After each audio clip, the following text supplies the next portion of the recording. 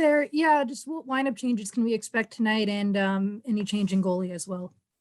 Reeds will start in goal. Allison, everybody that to this, we still have to make a final determination health-wise, but it looks like everybody that was available for last night's game will continue to be available tonight. Darren?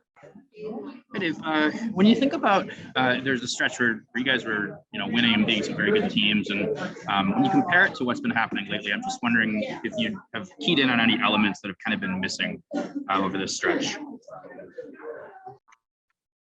No, Darren, there's not one specific area. Each night's been a little different. You look at the last two nights, we were able to build a lead in Colorado. And did a real good job carrying that lead, but didn't close it out through the last 10 minutes. So those that brings different elements than a night like last night, where we gave up the first goal of the game too easily. That's the one that stands out for me there. And we end up chasing the game and pushing hard through periods 2 and 3. But again, it's tough to come back. So those are two different separate elements. It really comes back to, we have to play an ultimate team game. And by that, I mean, we're, on most nights we're not going to go out and outskill a team if we're not at our best. So we really have to take pride in playing that, a great team game, which means 60-minute effort. And it means doing all the little things each and every time out on the ice. Nick Gismondi. Good morning, Coach. Thank you. In terms of changes from a game to game basis, obviously you just said that it's about little things and just putting in that 60-minute effort. But when you look at it, you look at a game like last night and then prior into tonight, are there big changes that you're making in the room to the guys, or is it kind of the same message across the board? No, it's not big changes. We're continuing to talk about who we are, and who we want to be and what we want to be as a hockey team. So we're going to continue discussing that cultural piece. We're working to build, and that's going to, that takes continued effort and care day in and day out. So that's a piece we'll always continue talking about. There's nothing easy about that process. So we have to really be willing to take that on. And then that carries over into, the details of the game. Every game, there's a little different focus in terms of, some of the pieces and areas that we're preparing for. But that's more in the, in the structural and detailed sense where, we're not making major structural changes. It's more adjustments going into each and every game. Jim Thomas. Yeah, Dave, just wondering how Vince Dunn has played for you this year, and also, although he's injured, how Jaden Schwartz has done. Yeah, Dunner, he continues to grow, and that's again, that's what we're looking for out of each of our each and every individual players. He come through a bit of a tough stretch here just over the the Christmas break, being out with COVID and things like that. So, it has knocked him off course a little bit, but, he's continuing to grow his game. And, obviously the offensive piece that he brings to our team is very important, but it goes much deeper than that, in looking at, Vince's play, being a dependable defender and a guy that can get us out of the zone is really important. Those are pieces that we need from him.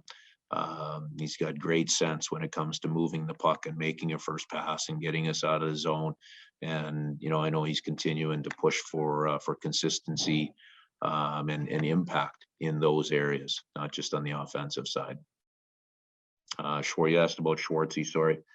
What a competitor he is. Obviously we miss him in our lineup right now, as he's out with injury at the present time. But the character that he brings, the competitiveness and the skill set that he brings, especially on the offensive side of the game. He's been he's an important piece to our team moving forward. Andy Ide.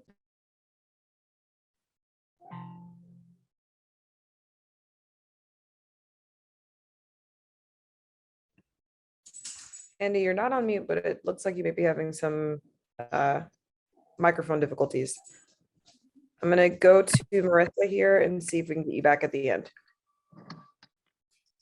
Yeah, it's to follow up on something mentioned earlier about like the 60-minute game, and a lot of guys have talked about it all year. Why do you think it's been such a struggle to maintain consistency on that part?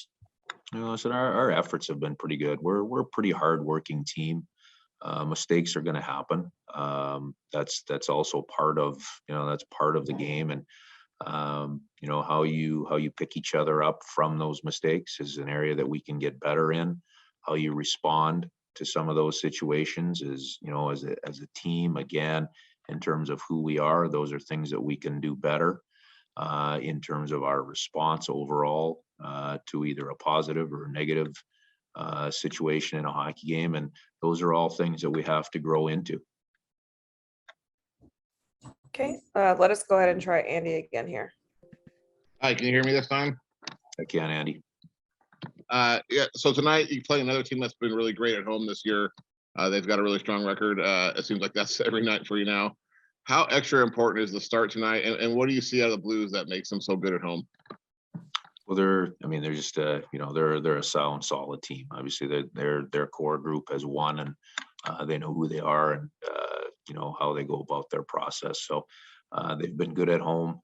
They've been consistently good at home. So again, the start of the game becomes probably a little bit more important. This is not a team that we want to be chasing. As we go through this hockey game. As I said, they're a good veteran team, and that their core group has been together and plays very well together. So coming off of a game last night, coming into tonight's game, we have to make sure that our process is in place and we're ready to play. Not just because they're good in their own building, but we're coming in on a back-to-back. We got to be mentally sharp and physically ready to go. Let's wrap up here with Jim Thomas. Yeah, you talk about trying to establish a culture and identity for your team, Coach. Do you see that in the Blues, kind of a culture and identity? I do. There's not a lot hidden about their game. They know who they are. They know what they do, and they're very consistent, in the type of game that they play. So there's no question we see that. Obviously it's a pre-scout league, right? Everybody knows there's not a whole lot of hidden facts about any one player, any one team, and this is a team that when you pre-scout them, you know exactly who they are and what they are, and they're very good at what they do.